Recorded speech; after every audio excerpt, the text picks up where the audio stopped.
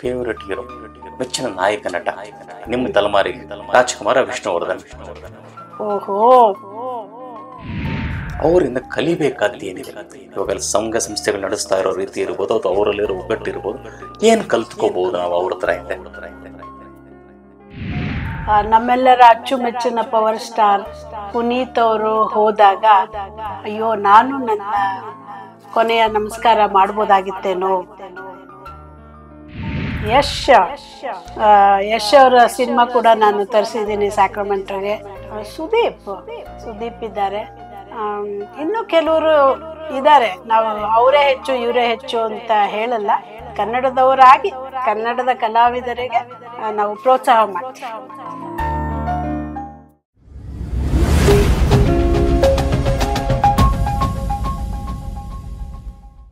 Madam, ಈಗ ಒಂದು hypothetical question. ಈಗ ದೇವರು ಬಂದು ಇನ್ನೊಂದು ಜನ್ಮ ಇದೆ ಅಂತ ಹೇಳ್ತಾರೆ, ಅವಾಗ ಎಲ್ಲಿ ಹುಟ್ಟಬೇಕು ಅಂತ ಆಸೆ ಪಡ್ತೀರಾ?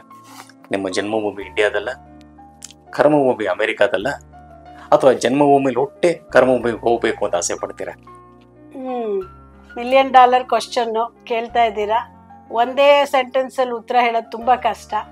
ಆದ್ರೂ ನಮ್ಮ ಚೈಲ್ಡ್ಹುಡ್ ಬಾಲ್ಯತನ ಭಾರತದಲ್ಲಿ ತುಂಬಾನೇ ಚೆನ್ನಾಗಿತ್ತು. ಆ ಲೈಫು ಅಲ್ಲಿ ಅಮೆರಿಕಾ ಮಕ್ಳಿಗೆ ಸಿಗುತ್ತಾ ಅನ್ನೋ ಕ್ವಶನ್ನು ಬರಬಹುದು. ಆದರೆ ಅಲ್ಲೊಂಥರ ಲೈಫ್ ಇದೆ. ಅಲ್ಲಿ ಮಕ್ಕಳಿಗೆ ಸಿಗೋವಂಥ ಸೌಲಭ್ಯಗಳು, ಶಾಲೆ, ಪ್ರತಿಯೊಂದೂ ಅಲ್ಲೂ ಚೆನ್ನಾಗಿದೆ. ಹಾಗೆಲ್ಲ ಇರುವಾಗ ನಮಗೆ ಇನ್ನೊಂದು ಜನ್ಮ ಇದ್ದರೆ ಈಗ ಹೇಗಿದ್ದೀನಿ ಹಾಗೆ ಭಾರತದಲ್ಲಿ ಹುಟ್ಟಿ ಇಲ್ಲಿರುವಂಥ ಜೀವನ ಮಾಡಿಕೊಂಡು ಅಲ್ಲಿ ಹೋಗಿ ಅಲ್ಲಿ ಜೀವನ ನಡೆಸ್ಕೊಂಡು ಇಲ್ಲಿರೋ ಸಂಘ ಸಂಸ್ಥೆಗಳಿಗೆಲ್ಲ ಸಹಾಯ ಮಾಡಿಕೊಂಡು ಹೋಗಿ ಬಂದು ಮಾಡ್ತಾ ಹೀಗೇ ಇರೋಣ ಅನ್ಸುತ್ತೆ. ಯಥಾಸ್ಥಿತಿ ಕಾಪಾಡೋಣ ಅಂತ. ಹಾಗೆ ಖಂಡಿತ. ಕನ್ನಡಿಗರು USA ಅಮೆರಿಕಾದಲ್ಲಿ ಇದ್ದಾರೆ, ಬೇರೆ ಭಾಷೆಗೆ ಜನರು ಇದ್ದಾರೆ, ತೆಲುಗುನವರು ಇದ್ದಾರೆ, ತಮಿಳ್ನವರು ಇದ್ದಾರೆ, ದಕ್ಷಿಣ ಭಾರತದವರಾಗಿರೋದ್ರೆ ಅವ್ರ ಹೆಸರು ತಗೋತಾ ಇದ್ದೀನಿ ನನಗೆ. ನಮ್ಮವರು ಅವರಿಂದ ಕಲಿಬೇಕಾದ್ದು ಏನಿದೆ? ಇವಾಗ ಸಂಘ ಸಂಸ್ಥೆಗಳು ನಡೆಸ್ತಾ ಇರೋ ರೀತಿ ಇರ್ಬೋದು, ಅಥವಾ ಅವರಲ್ಲಿರೋ ಒಗ್ಗಟ್ಟು ಇರ್ಬೋದು, ಏನು ಕಲ್ತ್ಕೋಬಹುದು ನಾವು ಅವ್ರ ಹತ್ರ ಹಿಂದೆ? ಡಿಸಿಪ್ಲಿನ್ ಅಂತ ಒಂದು ಹೇಳ್ತೀನಿ, ಅಂದರೆ ಶಿಸ್ತು. ಹೇಗೆ ಅಂದರೆ ಈಗ ನೋಡಿ, 5 ಗಂಟೆಗೆ ಕಾರ್ಯಕ್ರಮ, 8 ಗಂಟೆಗೆ ಮುಗಿಯುತ್ತೆ, 7 ಗಂಟೆಗೆ ಒಂದು ಬ್ರೇಕ್ ಅಥವಾ ವಿರಾಮ ಇರುತ್ತೆ. ಅಂದರೆ ಆ ಸಮಯದ ಏನು ಜ್ಞಾನ ಏನಿದೆ ತುಂಬ ಇಂಪಾರ್ಟೆಂಟ್, ಅದನ್ನು ಪಾಲಿಸ್ತಾರೆ. ಅಲ್ಲೆಲ್ಲ ಏನು ಅಂದರೆ ಲೇಬರ್ ಅಂದರೆ ಜನರು ಕೆಲಸ ಮಾಡೋದು ತುಂಬ ಕಾಸ್ಟ್ಲಿ. ಒಬ್ಬ 1 ನಿಮಿಷ ಹೆಚ್ಚು, ಅವನ ಟೈಮ್ಗಿನ್ನ 1 ನಿಮಿಷ ಹೆಚ್ಚು ಕೆಲಸ ಮಾಡಿದ್ರೆ ಡಬಲ್ ರೇಟ್ ಕೊಡಬೇಕಾಗತ್ತೆ. ಅದು ಒಂದೇ ಸ್ಮಾಲ್. ಅದಲ್ಲದೆ ಪಾಪ ಅವ್ರಿಗೂ ಸಂಸಾರ ಎಲ್ಲ ಇರುತ್ತಲ್ಲ, ಅವರು ಮನೆಗಳಿಗೆ ಹೋಗಬೇಕು. ಅವ್ರು ಬಿಟ್ಟು ನೀವು ಹೋದರೆ ಅವ್ರ ಜವಾಬ್ದಾರಿ. ಹಾಗೆಲ್ಲ ಇರೋದ್ರಿಂದ ಆ ಸಮಯದ ಶಿಸ್ತು ಅನ್ನೋದೇನಿದೆ ಅದನ್ನು ತುಂಬ ಕಲಿಬೇಕು ನಾವು. ಕಾರ್ಯಕ್ರಮಗಳು, ಸಾಂಸ್ಕೃತಿಕ ಕಾರ್ಯಕ್ರಮಗಳು ನಮ್ಮದು ತುಂಬಾ ಚೆನ್ನಾಗಿರುತ್ತೆ. ತುಂಬ ವೈಬ್ರೆಂಟ್ ಆ್ಯಂಡ್ ಕಲರ್ಫುಲ್ ಅಂತ ಹೇಳ್ತೀವಲ್ಲ, ಬಟ್ಟೆ ಹಾಕೊಳ್ಳೋದಾಗಲಿ ಬೇರೆ ಬೇರೆ ಥರದ್ದು ತುಂಬ ಚೆನ್ನಾಗಿರುತ್ತೆ. ಇಲ್ಲಿ ಅವರಿಂದ ಕಲಿಯೋದು ಅಂದರೆ ಶಿಸ್ತು, ಆರ್ಗನೈಸೇಷನಲ್ಲು, ಆಮೇಲೆ ಲೀಡರ್ಶಿಪ್ ಸ್ಕಿಲ್ ಇರುತ್ತಲ್ಲ, ಅದು ಎಲ್ಲರಿಗೂ ಡಿವೈಡ್ ಮಾಡೋದು ಜವಾಬ್ದಾರಿನ. ತಂದೆ ಆರ್ಗನೈಸೇಷನ್ನು ಅಂತ ಸೆಲ್ಫ್ ಮೋಟಿವ್ ಇರಬಾರ್ದು.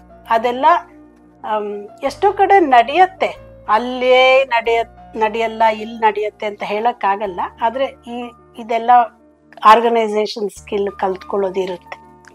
ಅವ್ರು ಇನ್ಫ್ಯಾಕ್ಟ್ ನೀವು ಹೇಳಿರೋದು ಬಂದು ವಿದೇಶಿಗರು ಭಾರತದವರಿಂದ ಏನು ಕಲಿಬೋದು ಅಂತ ಹೇಳಿದ್ರಿ. ಈಗ ನಾವು ಇವಾಗ ಅವ್ರ ಹತ್ರ ಡಿಸಿಪ್ಲಿನ್ ಎಲ್ಲ ಕಲಿತಾ ಇದೀವಿ ನಾವೀಗ. ಅವ್ರು ನಮ್ಮ ಹತ್ರ ಏನು ಕಲಿಬಹುದು ಅಂತ ಅನ್ಸುತ್ತೆ? ನಮ್ಮ ಕಲ್ಚರ್, ನಮ್ಮ ಹೆರಿಟೇಜ್, ಇಟ್ಸ್ ಸೋ ಗುಡ್ ಅಲ್ವಾ. ನಾವು ಫ್ಯಾಮಿಲಿಗೆ ಎಷ್ಟು ಪ್ರಾಮುಖ್ಯತೆ ಕೊಡ್ತೀವಿ, ಆಮೇಲೆ ಅದನ್ನು ಬೆಳೆಸ್ಕೊಂಡು ಹೋಗ್ತಾ ಇದ್ದೀವಿ. ಭಾಷೆ ಆಗಲಿ, ಹಬ್ಬ ನಡೆಸೋದಾಗಲಿ, ಆಮೇಲೆ ಬಟ್ಟೆ ಉಡುಗೆ ತೊಡುಗೆಗಳು ಕೂಡ ನಮ್ಮಲ್ಲಿ ಎಷ್ಟೊಂದು ರಂಗು ಇರುತ್ತೆ, ಕಲರ್ಫುಲ್ ಅಂತ. ಅದೆಲ್ಲ ಕಲ್ತ್ಕೊಳ್ಳೋದಿದೆ ಅವ್ರಿಗೂ.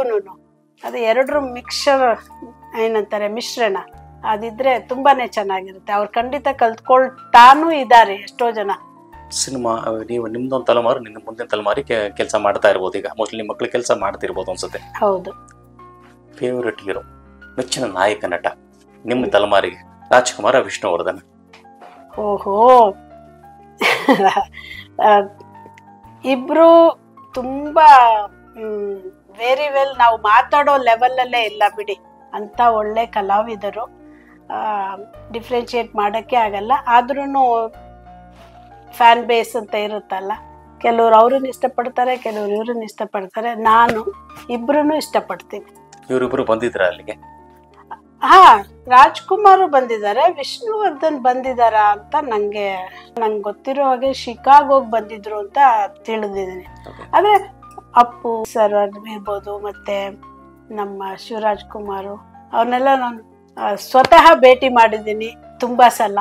ಅವರೆಲ್ಲ ಬಂದಿದ್ದಾರೆ. ಈಗಿನ ತಲೆಮಾರು ನಾಯಕ ನಟ ಯಾರು ಬಹಳ ಇಷ್ಟಪಡ್ತಾರೆ ಜನ ಅಲ್ಲಿ? ಯಶ್ ಅವರ ಸಿನಿಮಾ ಕೂಡ ನಾನು ತರಿಸಿದ್ದೀನಿ ಸ್ಯಾಕ್ರಮೆಂಟೋಗೆ. ಆಮೇಲೆ ಸುದೀಪ್ ಇದ್ದಾರೆ. ಇನ್ನು ಕೆಲವರು ಇದ್ದಾರೆ. ನಾವು ಅವರೇ ಹೆಚ್ಚು ಇವರೇ ಹೆಚ್ಚು ಅಂತ ಹೇಳಲ್ಲ. ಕನ್ನಡದವರಾಗಿ ಕನ್ನಡದ ಕಲಾವಿದರಿಗೆ ನಾವು ಪ್ರೋತ್ಸಾಹ ಮಾಡ್ತೀವಿ.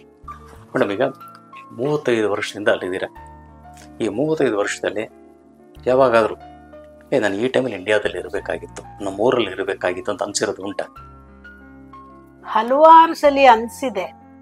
ಆದರೆ ಇತ್ತೀಚೆಗೆ ಜ್ಞಾಪಿಸ್ಕೋಬೇಕು ಅಂತಂದರೆ, ನಮ್ಮೆಲ್ಲರ ಅಚ್ಚುಮೆಚ್ಚಿನ ಪವರ್ ಸ್ಟಾರ್ ಪುನೀತ್ ಅವರು ಹೋದಾಗ ಅಯ್ಯೋ, ನಾನು ನನ್ನ ಕೊನೆಯ ನಮಸ್ಕಾರ ಮಾಡ್ಬೋದಾಗಿತ್ತೇನೋ, ಬರ್ಬೋದಾಗಿತ್ತೇನೋ ಅಂತ ಅನ್ನಿಸ್ತಾ ಇತ್ತು.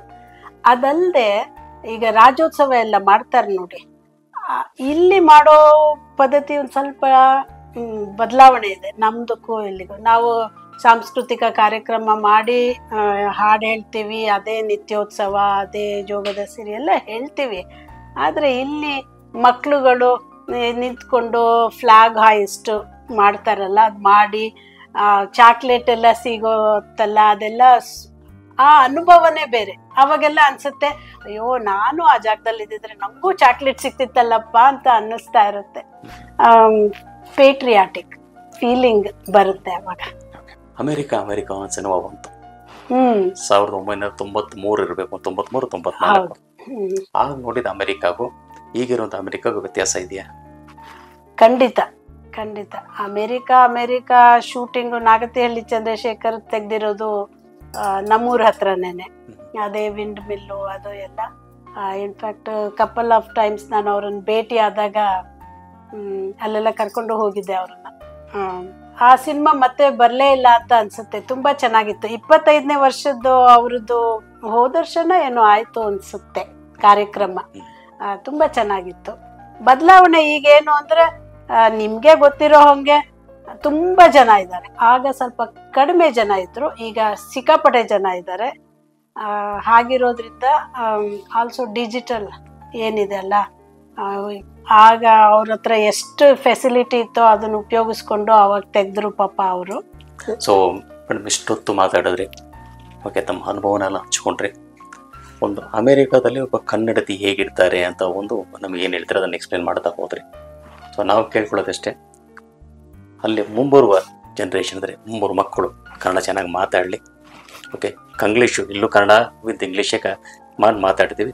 ಕಂಗ್ಲೀಷಿಂದ ಕನ್ನಡದಲ್ಲಿ ಸ್ವಲ್ಪ ಜಾಸ್ತಿ ಬರಲ್ಲ. ಅದಕ್ಕೆ ನಿಮ್ದೆಲ್ಲರೂ ಸಹಕಾರ ಇದೆ, ಅಲ್ಲಿ ಪ್ರತಿಯೊಬ್ಬರು ಮಾಡ್ತಾ ಇದ್ದಾರೆ. ಅದು ಹೀಗೆ ಮುಂದುವರಲಿ. ಸ್ಯಾಕ್ರಮೆಂಟೋ ಕನ್ನಡ ಸಂಘ, ಆ ಸಂಘನ ಹುಟ್ಟಾಕಿ ಇವತ್ತು ಸುಮಾರು 60 ಜನರನ್ನು ಸ್ಟಾರ್ಟ್ ಮಾಡಿ ಇವತ್ತು 600 ಜನರು ಬಂದಿದ್ದಾರೆ. ಅದು ನಿಮ್ಮ ಕನ್ನಡದ ಬಗ್ಗೆ ನಾವು ಒಲವು ತೋರಿಸುತ್ತೆ. ಆ ಒಲವು ಹೀಗೆ ಕಂಟಿನ್ಯೂ ಆಗಲಿ. ನಿಮ್ಮಿಂದ ಕನ್ನಡ ಬೆಳೀಲಿ, ಕನ್ನಡ ಹರಡಲಿ ಅಲ್ಲಿ. ಓಕೆ, ಹಾಗೆ ಬೆಂಗಳೂರಿಗೆ ಬರ್ತಾ ಇರಿ, ನಮ್ಮನ್ನು ಭೇಟಿ ಆಗ್ತಾ ಇರಿ. ನಮ್ಮ ಕಾರ್ಯಕ್ರಮಕ್ಕೆ ಬಂದಿದ್ದಕ್ಕೆ ಭಾಳ ಸಂತೋಷ. ಧನ್ಯವಾದ. ಇದು ನೀವು ನನಗೆ ಕೊಟ್ಟ ಅವಕಾಶ, ನನ್ನ ಮನಸ್ಸಿನಲ್ಲಿ ಇರೋದನ್ನ ಹೇಳೋದಕ್ಕೆ ಒಂದು ಸಮಯ ಸಿಕ್ಕಿದ್ದಕ್ಕೆ ನಿಮಗೆ ತುಂಬ ಸಂತೋಷ. ಧನ್ಯವಾದಗಳು.